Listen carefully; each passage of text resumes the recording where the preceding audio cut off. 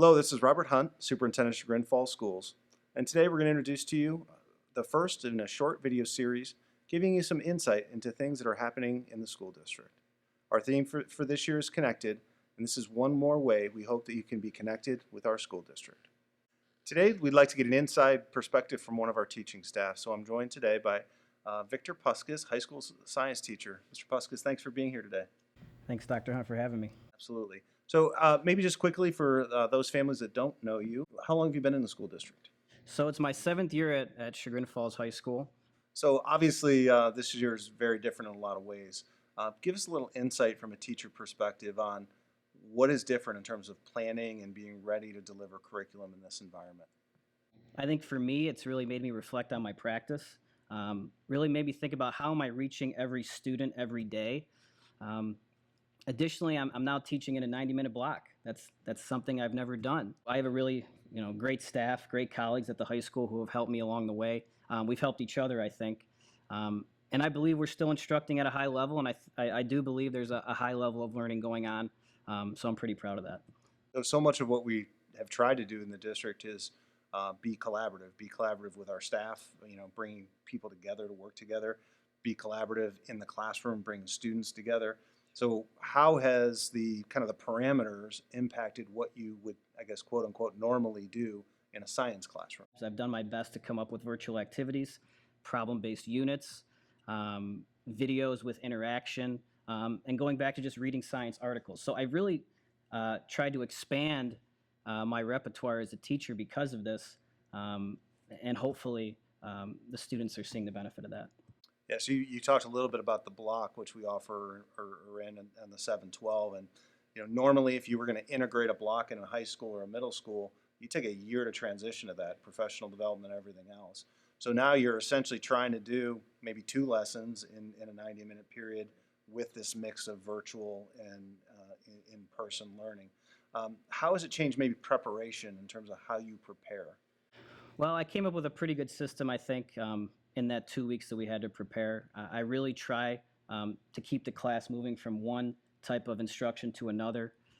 At the beginning, I'm trying to see what the students know. There might be a short lecture, then it's independent work, and then we're back to assessing. So I'm really trying to transition from activity to activity so it doesn't get stagnant. Yeah, just the management must be, a real challenge. I've sat in a few now virtual classrooms, kind of being a virtual student, and just simply attendance and get kids logged in and, quality of internet service and kids going in and out.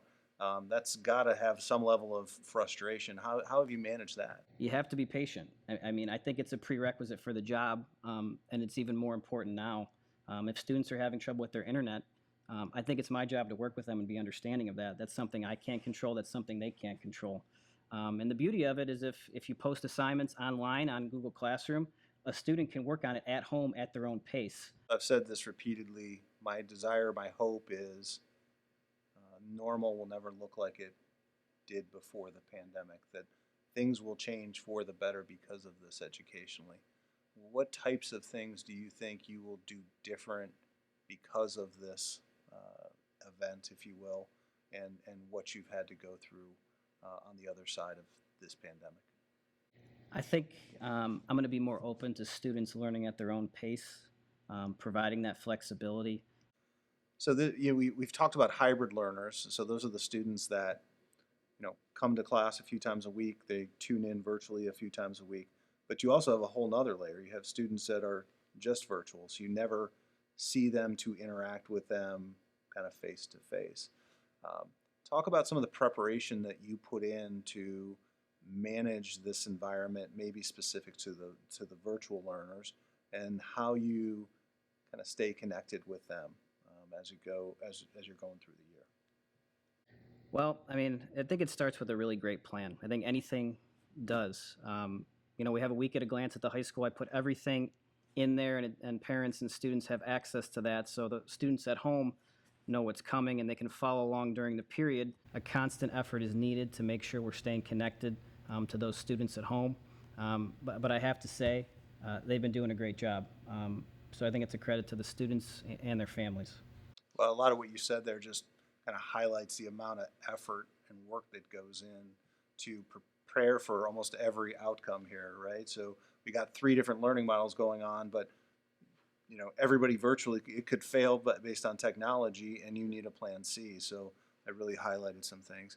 I think the last question I'd have is, as a parent, are there things you'd recommend that I would do with my child as we're in this environment to help support what they're doing in the classroom? I know, at the secondary level to high school, we're trying to really develop a level of independence and let the student take ownership, but there's a balance in that transition. So, any thoughts that you have for parents?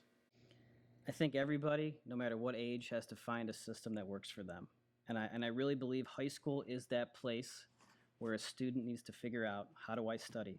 How am I going to manage my time? What are my priorities? Um, that's an effort that teachers put in. That's an effort that parents put in. And I think right now it's even more important than ever that students are staying organized. They're being conscientious. They're staying on top of their work. They're communicating effectively with their teacher. These are all skills that we need in life. And I really think that we're kind of in this pressure cooker right now where students are learning these skills at a faster rate. And I believe that they will be better for it going forward. Well, Mr. Puskas, thank you for taking the time to chat with me today about some of the challenges. Appreciate the work you're doing on a regular basis. It's obvious the amount of effort you've put in to help make this successful for our students and our parents. And I know that's kind of reflected in all of our staff members. So we greatly appreciate it. Hopefully, this provided a little bit of insight into kind of what it's like from a teaching perspective. And we'll continue to record these and share information as we go forward. Thank you very much and have a great day.